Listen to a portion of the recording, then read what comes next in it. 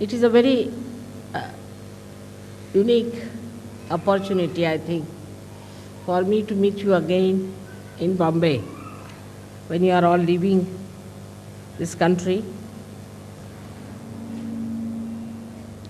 and this kind of a special type of a puja that we are having today. This is the puja done to the sun and is called as Makar Sankrant. Makar is the tropic of Capricorn. Capricorn is Makar. So now the sun is moving from the tropic of Capricorn towards the tropic of Cancer. And it's always a fixed date because it has something to do with the sun. This is the only date which is fixed in Indian calendar because they have to deal with the sun. But this time I don't know why, what has happened that they have put it on the 15th of this month. It's always the 14th. Now, today is they are changing. I would say that the seasons are going to be changed. We've got 6 months when this sun moves towards the southern hemisphere and makes it warm. And when it comes to the northern hemisphere from tomorrow. So today is the last day, which we say that is the day which is the coldest day, according to Indian understanding. After this, the heat will start growing, and we can do anything that is auspicious, any auspicious things can be done after this puja is over during the summertime. Though it's very hot in summer, still people want the sun to rule us and to give us warmth because of him only all the fields and all the vegetables, all the fruits, everything grows. And that's why when the 6 months the sun is not here, we call it as Sankrant, meaning a calamity in a way. That is when, of course, in the European countries or say in England, America, it is a calamity at that time when the sun is not there. But even here, it is regarded as a time. Today is the day that the end of the Sankrant, means the end of the calamity is over. And they give something sweet to eat, which is also mixed with sesame seeds. Because sesame seed is heat giving, so today being the hottest day, coldest day, they want to give sesame seed. Also want you to retain the heat and to adjust yourself to the heat that's coming up. This is all thought of in a way, in a very gross level, on a very gross level, that we should keep the people warm enough. Also, it is said that the warmth of love should be expressed at this time for people because it's the coldest day. So they say that we give you this special thing for you to say something sweet, that is god bola, means you say something sweet to us. And the people who live in warm countries are sweeter people than the people who live in colder places, because the nature is rather very unkind to them. I don't blame them for their temperament, because the nature is so unkind. In India, you can live anywhere. You can live under a tree, you can live in a forest, anywhere you can live quite happily, as long as there is water to drink and water to bathe. And there's not such a problem as we have to face in the other parts of the world, where if you have to go out of the house, you take about 15-20 minutes to dress yourself up. Here you just can walk out of the house, you can keep your houses open during the summertime, and there's no problem of any kind as far as the nature is concerned. Nature becomes very kind during summertime here because the trees are lush and lot of greenery. People feel very happy during that time. and all the activity becomes more with the sun's energy. But in the West, as you have seen, that the sun is much less. Because of that, people keep more to their houses, to artificial heating or other heatings, and the doors are closed, the hearts are closed, and it's difficult for them to communicate with other people.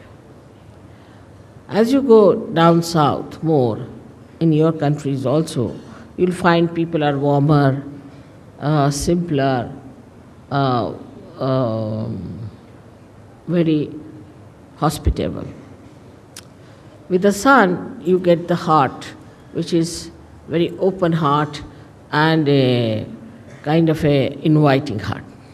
Now, if you see on the Sahaja Yoga style, the sun line is the right side and the moon is the left side. On the moon line, one can desire but cannot act. Apart from that, on the moon line, if you go too far, it can be destructive. Because if you sit in the house doing nothing, and also these days there's unemployment, say for example, no work, then you start thinking too much. And this thinking is just a desire, energy working out, no action. And without the action, this energy can become very destructive. That is why we find that people, they say that empty mind or is the devil's workshop. Where people do not act, when the action doesn't take place, then it can be quite destructive. लावून द्या पंखा थोडासा आणखी वाढवून द्या हां आणखीन वाढवून द्या हा वाढवा थोडासा वाढवून द्या बस हां. So the whole situation is different in a country which is warm and a country which is not warm. But in a country where it is very warm also, like Africa, there are complications due to too much of heat. Like we have the topic of, the equator passing through, and it heats up that area so much that it becomes full of jungles, very high trees and tall trees, and the whole place is covered with foliage so much that there's no possibility for any sunshine to penetrate through. And it's quite dark, it's full of darkness. So that extreme also comes in the same category as the extreme of the cold season. Now such people live there, and they naturally, because the sun is less, so they do not grow much, and they can be primitive people, and they can be quite aggressive, like they learn things from the animals, and they could be quite aggressive. So the balance has to be struck. And the balance is that we should desire and act. But the trouble is, in human atmosphere, there is a division of labor, I think. That one part of the country is thinking, another part of the country is acting. Under these circumstances, nothing will work out.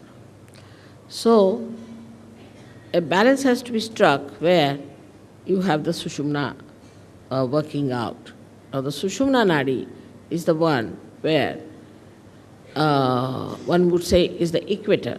Is not equator, but is the axis of the Mother Earth. The axis of the Mother Earth is the Sushumna, and that has to act. And when it comes to that axis, it is the one that balances. Actually, there is nothing like a big pole inside the Mother Earth, which we can call it as an axis. There's nothing that is material inside the Mother Earth that we can call it as an axis, but it's the energy force which acts in such a manner that the Earth moves with such tremendous speed. When the cosmos is all spread out so much, it not only moves, but it creates day and night for us, so that daytime we can work and nighttime we can sleep to give us a balance. Only also it moves in such a manner around the sun that half of the countries get the sun during the summertime and half of them get it during the winter time. That's the axis that acts and works out everything. Apart from that, this axis keeps all the distances necessary from other planets and other moving bodies in the cosmos. This axis is the intelligence of the Mother Earth. It is not only the intelligence, but it is the fragrance, and apart from it is the Sushumna Nadi, we can say, of the Mother Earth. Now, through this axis only, all these swayambhus and all these great happenings of earthquakes and all that takes place. This axis is the one which moves. It's an energy. We can call it axis as the energy. Moves the lava into different directions and pierces through different areas to create earthquakes and also to have ज्वालामुखी लगा English में volcanoes. And all these things happen because the axis has sense what is to be done. This axis is the one that loves us. Because of this axis, we have seasons. The seasons are created beautifully to give us different varieties of food and varieties of things. The heat of the Mother Earth, if it is lost, then we'll have nothing on this earth. It will be all frozen and there will be all snow and we'll have no food, nothing, and it will be like moon living here. Now it is being specially created. First, the Mother Earth, when it was created through the heat of the sun. So we can say that the sun is the father of the Mother Earth. Then she was brought very close to the moon. So it cooled down, absolutely it cooled down, it was all snow. Then it was brought closer to the sun and moved at a point where life could start working. And that's how the whole thing was organized beautifully to make life grow in that area. When the life started growing, gradually we know that how the carbon was formed. Now the carbon is formed by the same axis because there's heat in the axis, the energy of heat that converts the plants into carbon. Now this carbon is later on forms the basis for, you can say, for the production of carbohydrates, you can say, or all organic matter. But to create life, we had to have another help, is the nitrogen. And this nitrogen was also, you'll be surprised to know, that was created by the same axis, by its movement. And when it created this nitrogen, the nitrogen gave us the amino acids. And when the amino acids were created within us, then we started our lives from amoeba and all that. Of course, this was done in the ocean, because in the ocean, with the movement, nitrogen was created and life was created. And then through the ocean it's emitted out, and that's how we have amino acids. With the amino acids, the formation of amino acids gave us the combinations and permutations, different lives So, in the whole evolutionary process, the Mother Earth has played a very big part through her axis. In the same way, in human beings, the axis is the most important. That's the main principle of life we have got is our axis. We have to stand on our axis. Those who do not stand on their axis, stand more towards the left or towards the right, are capable of complete destruction. Because either they will be destroyed by too much of right side or too much of left side.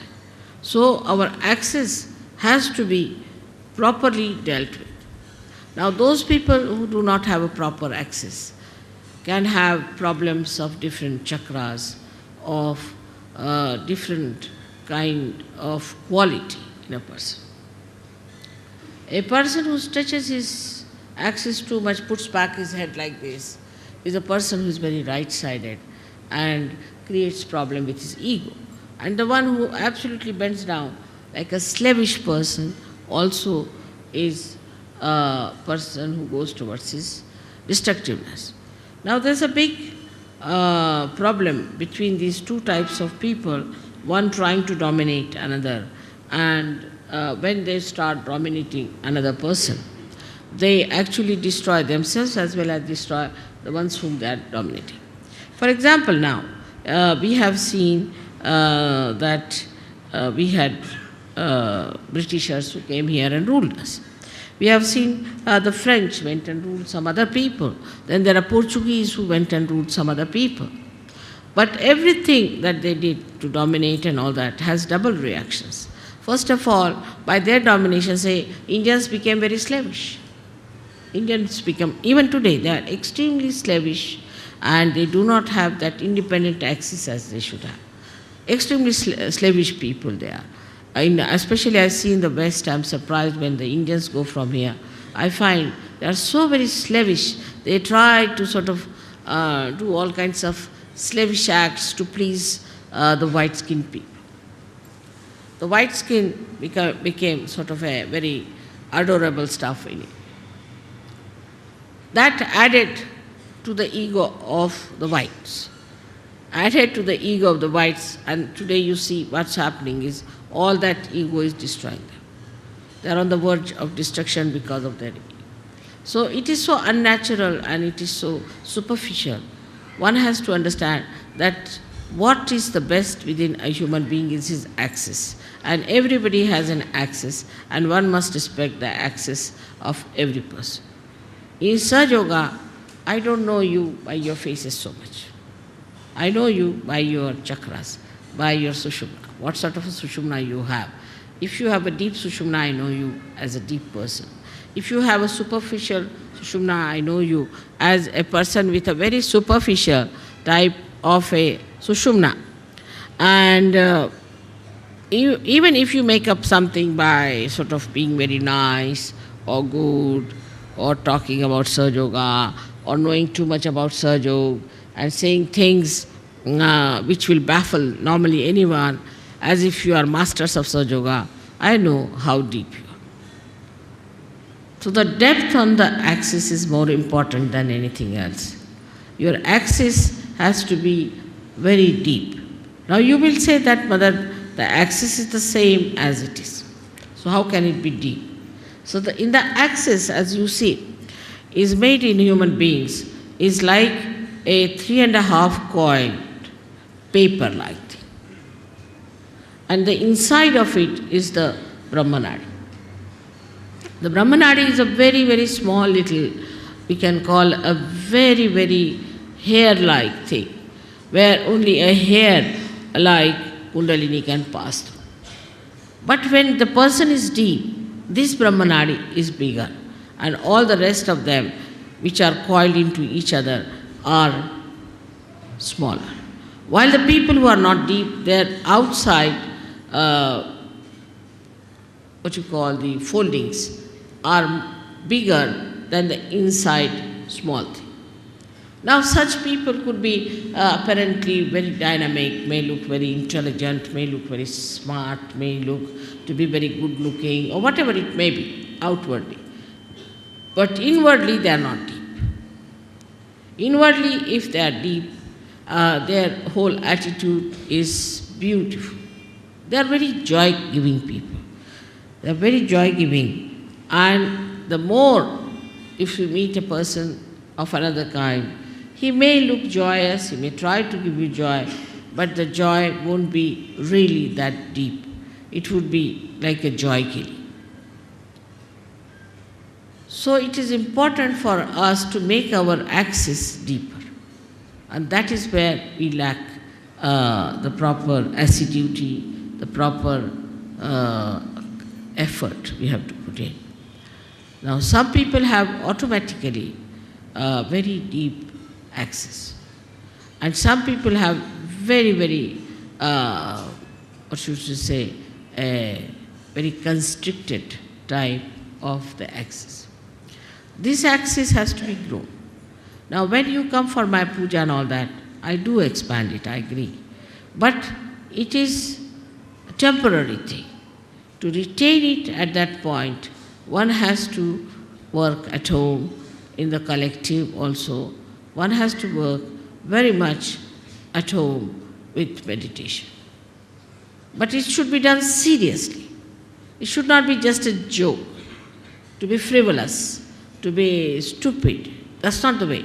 It should be done very seriously, in the meaning that it is a devoted task you have taken. It's a meditative thing. It's a prayer to God. You can call it, it's a puja to God. It's to be done with that reverence. Because reverence is the key of achievement. If you have no reverence about yourself and no reverence of others, then it cannot be done. But first you must have reverence for your own life. What am I doing with my life? Where am I wasting it? Why should I waste it? Why should I be deep? After all, there must be some purpose of my life. Am I serving my purpose? Am I doing that? All these things, if they pop into your head, then you will understand it's very easy to fight out your ego. Because normally on small things people fight. I have seen that in Sahaja Yoga also, people fight on things like, it's so useless, absolutely useless. To me, it sounds stupid to even mention the way people fight over small things and quarrel. But a deep person, even if he doesn't speak much, even if he doesn't show off much, even if he doesn't sit in the front line, he expresses himself through his depth, because I can work out better through that. So to develop this, one must meditate. Important thing is to meditate. Every day, every day, every day. You may not eat your food one day, you may not sleep one day, you may not go to your office one day, you may not do anything that you are doing every day, but you must meditate every day. That's an important point to develop the central constricted part into a bigger area. Now, when that happens, that you start developing it, the first thing you will notice about yourself, that you do not care for any comfort. You're not bothered about any material thing. Whatever it is, you are above it. You just don't bother your head. Let it be. You just don't want to put your neck into a thing where you do not belong. You just get out of it and you think that, oh God, this is too much for me. I just don't care for it. So your whole attention now moves inward. When the attention starts moving inward, then it expands more. This is the inner part, which is called as the Brahmanadi, and starts expanding and expanding. Now, in small things also, say for example, if I have not mentioned somebody and mentioned somebody else, then they feel, oh, why didn't mother mention my name? It's too small a thing that it doesn't matter. As long as you have a deep axis, you are with me, I am with you, absolutely one with each other. But These outward things are, oh, she gave a nice sari to another one, she never gave us a sari, she didn't do this, didn't do that. All those things, if it comes to your head, that means absolutely is true that there is something lacking within you. Or if you try to complain, oh, I went there, I had to go by a bus and I had to stand on this thing, that shows that you are not comforted. This widening comforts you. That's the comforting thing. And that really makes you feel so comfortable in any circumstance, in any position, in any lifestyle.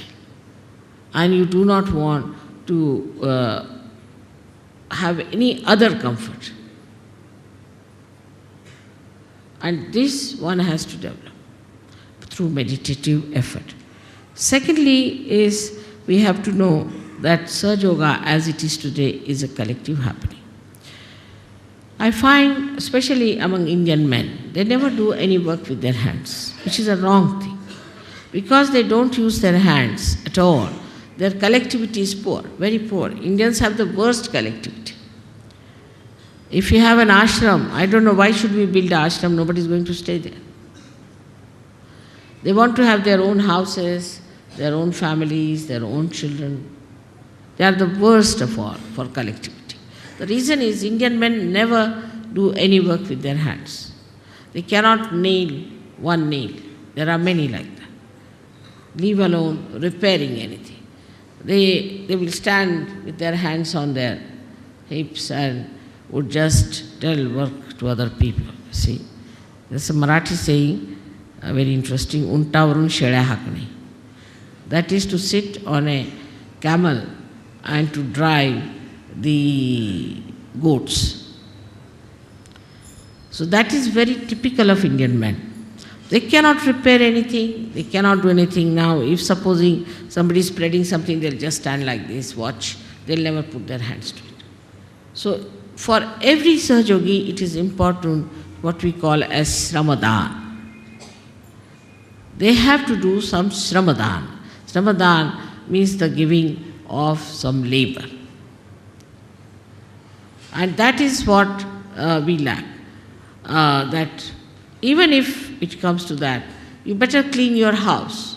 You better clean outside of your house. Try to put some garden around your house. Try to paint your house. Do some sort of a work with your hand, which even if you don't have anything, you can even brush your hair or something like that.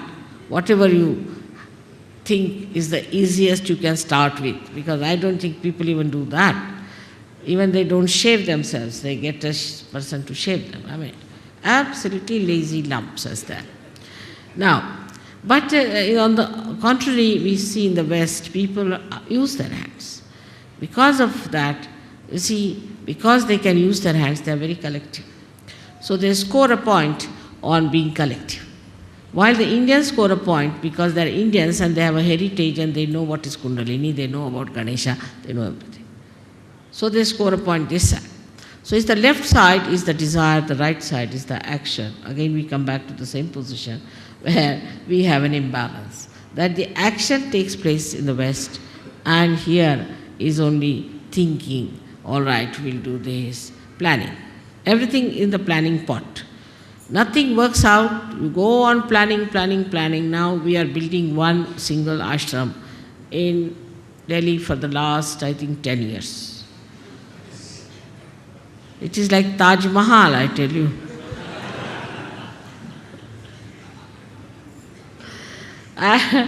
It's so difficult, you see, to understand why they have taken so much time, and it's not a very big place, nothing. But it is not only the Sahaja Yogis, but other factors also. Because everybody is like that. Everything is postponed. Everything is to be done tomorrow. We'll do tomorrow. Then one person will come, another person won't come. Like we used to have in the school, we would get a sum like that or something to solve. That see, there are one house was built. 3 persons came to work and 1 ran away. Then 2 persons came to work and 1 stayed and 2 ran away. and then 5 persons came to work and 2 persons ran away. So when will the house be finished? Never. With such runaways, it can never be finished. It's like that. So this is where we lack collectivity. I was saying that all Indians must find out some place where they could go and plant something. Get hold of some sort of a place where they could go and plant some nice banyan trees, water it together, work it out together. Now the Indian women are that way better. They do a lot of work as far as the cooking is concerned and all that.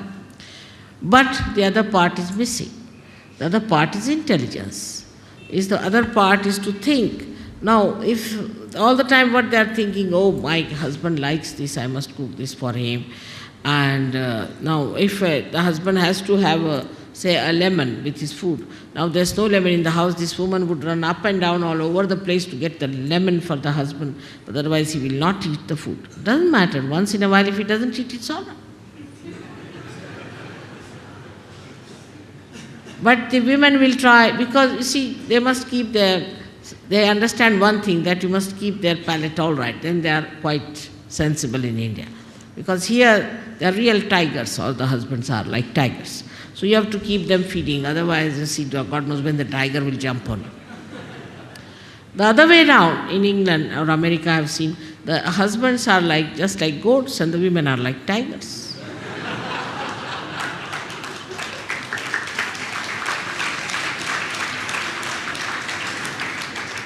And the westernized Indian women also are like that. And when they go to West, even simple women, I've seen they become like tigresses. Something surprising how they change immediately to the position, even if they may not wear the jeans and all those things, but they become like that. So this imbalancing starts in a human being when he doesn't understand that you have to the axis of the Mother Earth and neither the Capricorn or the Cancer. This balance comes through our depth, and that depth has to be improved. Not through just by talking about it, by talking about Sahaja Yoga, but actually seriously doing meditation. Actually seriously doing meditation. Secondly, we must do some collective work. Now we have in India, say, architects. They have never touched anything with their own hands. They are sitting and drawing. See, that's all, finished. Now, after the drawing, do what you like. Now, there are problems, practical problems. They cannot nail one nail. All are what we call them as white-collared, pandar-pishas. Absolutely useless for any handwork. They cannot do any handwork whatsoever. Even if they have to lift, say, one of these chairs and stretch them, they cannot do it, normally. So, under these circumstances, one has to understand that we come from a society which is absolutely ruinous as far as collectivity is concerned. So let us be collective. Let us try to do something collective. But the collectivity is so poor in India, so poor, that even they do not treat their wives nicely. They will not talk to their wife nicely, to their children nicely. To them it is absolutely adharmic to be kind to their wives. Now the other side is that the Western people care so much for collectivity that whatever it is they try to compromise and try to keep the family life all right. So it's the true extremes as we have. Despite that, somehow, thanks to the wisdom of Indian women, the family life is going strong. But if you see such men in England, I can tell you, nobody will stand the nonsense that Indian men do to their women here. Absolutely. It cannot be forgiven, the way they behave. So, the balance between the women and men, what is the axis is the home. Home is the axis. In the home, what sort of talks you have? What do you think about? What is your problem? Where is your attention? What do you discuss? That's very important to see. In that you will find out what is going on in the family. Say you are talking ill of each other. If you are telling your child against your husband, husband is telling the wife against, telling the children about against the husband, like that. If it is going on like that, then what happens? That there cannot be the axis which is all right. The axis is love. Axis is love, but not exploitation nor spoiling. Is love. In country like ours, see what is the axis we have? The axis of our country is Adhyatma. We have to now get over this hankering after money, development, this, that. First take to Adhyatma. If people get realization before they are developed, there won't be the problem of creating another America here. We don't have to become communist. We don't have to do anything like that, because communists are just the same as Americans. There's no difference at all in temperament. If American is allowed to stay in Russia, he'll behave the same way as the Russian behaves. And if a Russian is sent to America, he'll behave the same way as the Americans behave. There's no change at all. Now, if the axis of Adhyatma in any country where a person achieves his spiritual ascent becomes the most important thing and is achieved, then any amount of development, any amount of all these things cannot destroy that country, cannot create wars. There will be peace everywhere, there will be enjoyment everywhere. So on this day of Makar Sankranti, let us say now the Sankranti is over and we have to look forward to the new age of a new moon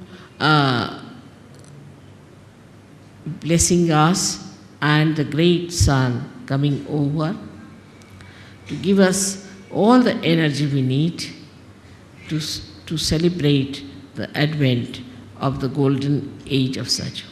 May God bless you.